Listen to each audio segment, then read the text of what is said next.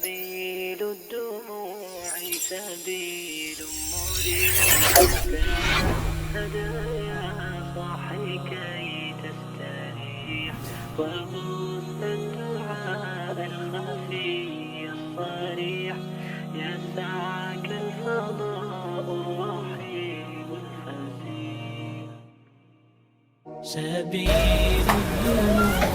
Assalamualaikum warahmatullahi wabarakatuh.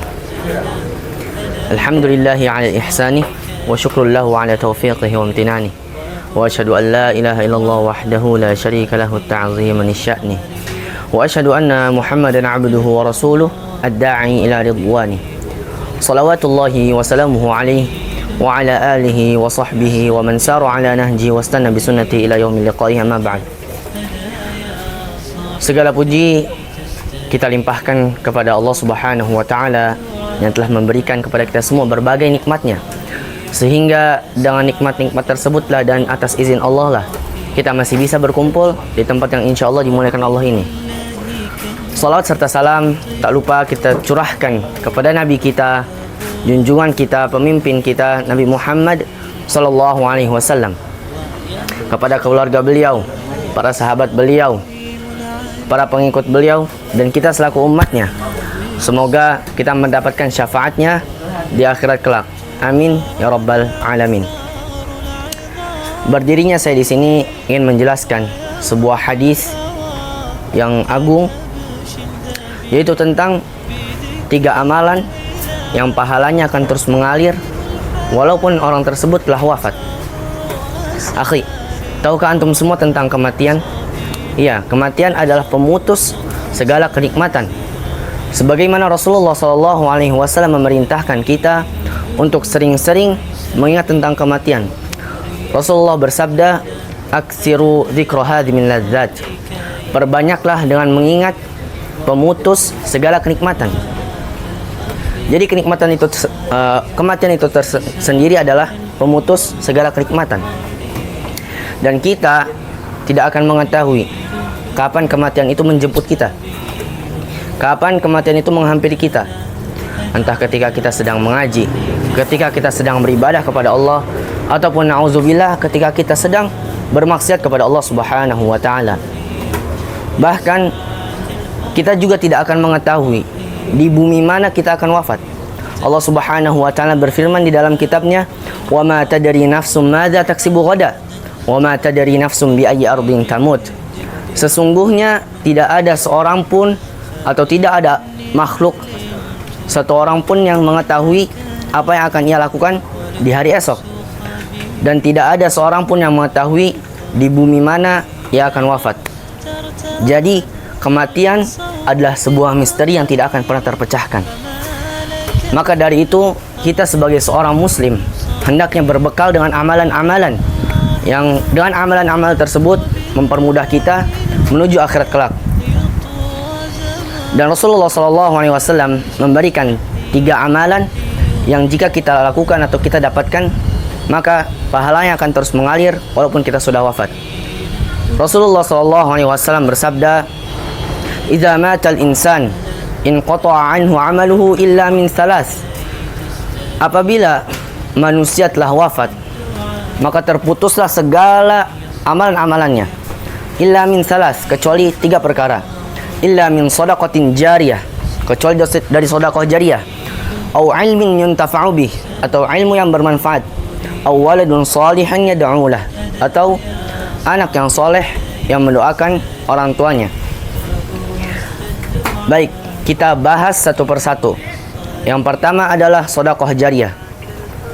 Sedekah jariyah adalah ketika kita mengeluarkan harta kita atau kita membantu yang bersifatnya lebih ke harta, kita membantu untuk kepentingan umum, yaitu kepentingan kaum muslimin.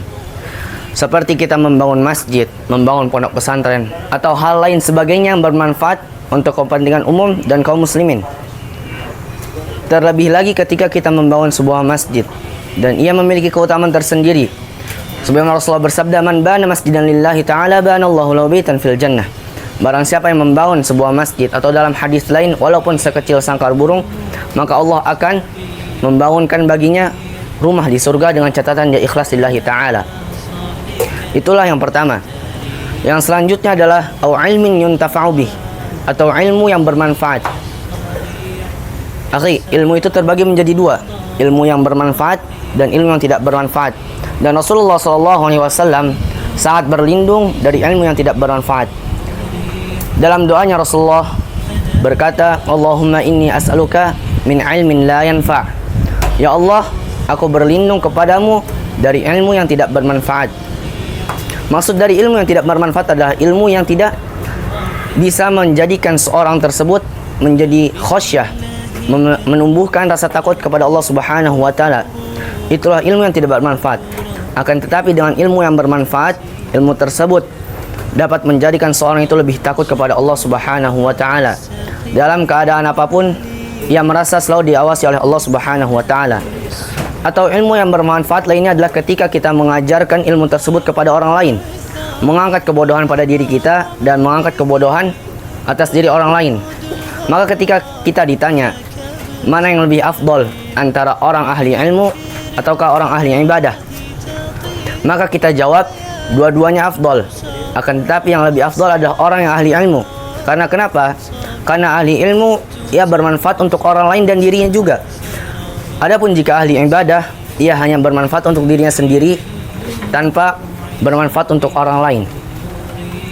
Dalam contohnya ketika kita mengajari seorang itu Al-Quran, maka di situ akan menjadi sebuah ilmu yang bermanfaat. Ketika seorang itu bisa membaca Al-Quran berkat dari diri kita atas izin Allah Subhanahu wa taala, maka pahalanya akan terus mengalir setiap orang itu membaca ayat-ayat Allah Subhanahu wa taala.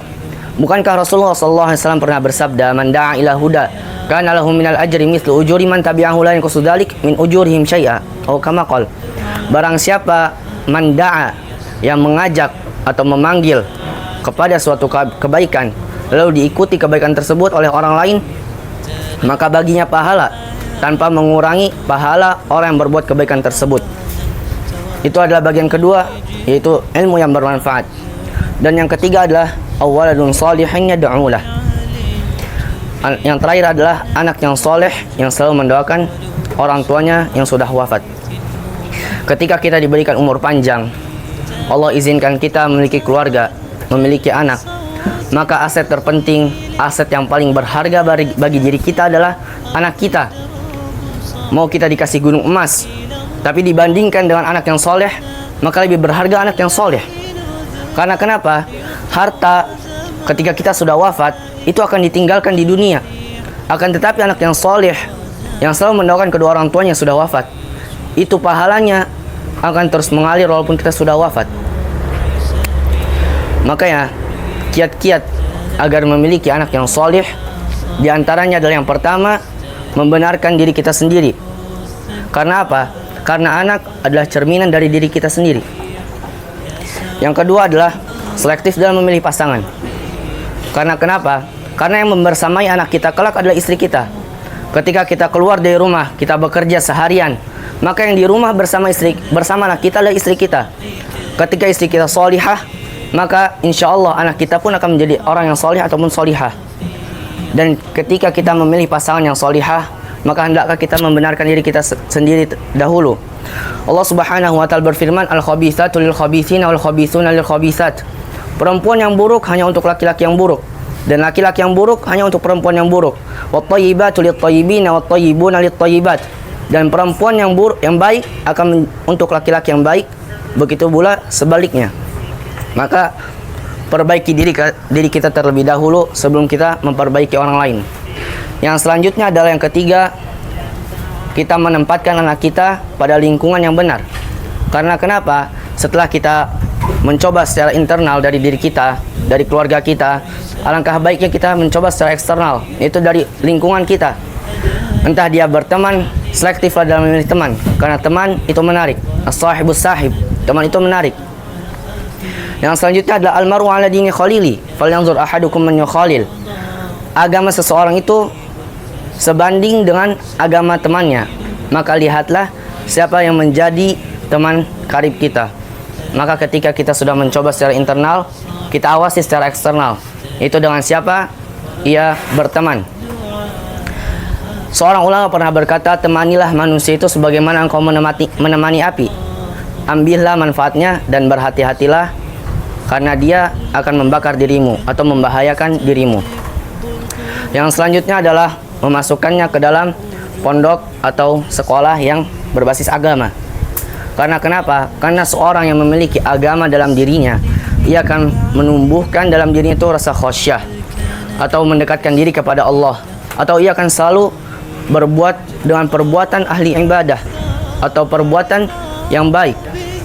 Ia akan sadar bahwasannya ia memiliki hak atas orang tuanya ketika orang tua telah wafat, yaitu mendoakannya. Akhi, kematian itu tidak mengenal umur. Kematian tidak mengenal waktu. Kematian tidak mengenal masa tua, muda, orang tua ataupun anak-anak. Maka persiapkanlah terus amalan-amalan yang akan menjadi bekal kita kelak. Karena amalan yang terakhir adalah amalan sebagai penentu. Innamal a'malu bil khawatim.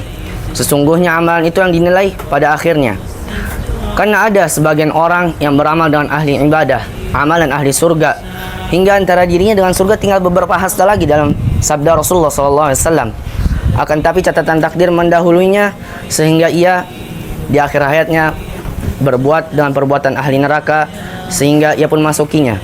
Dan juga sebaliknya, dalam kehidupannya ia berbuat dengan perbuatan ahli neraka sehingga antara dirinya dengan neraka tinggal beberapa hasta lagi.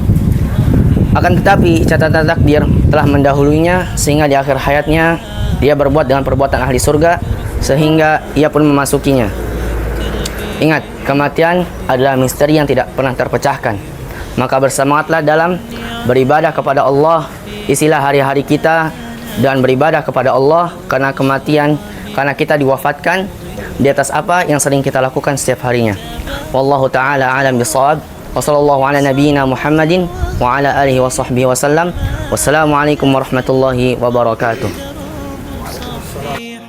إلى الله عدنا وبالله نذنا ليطوى زمان بائس شحيح ليطوى زمان بائس شحيح سبيل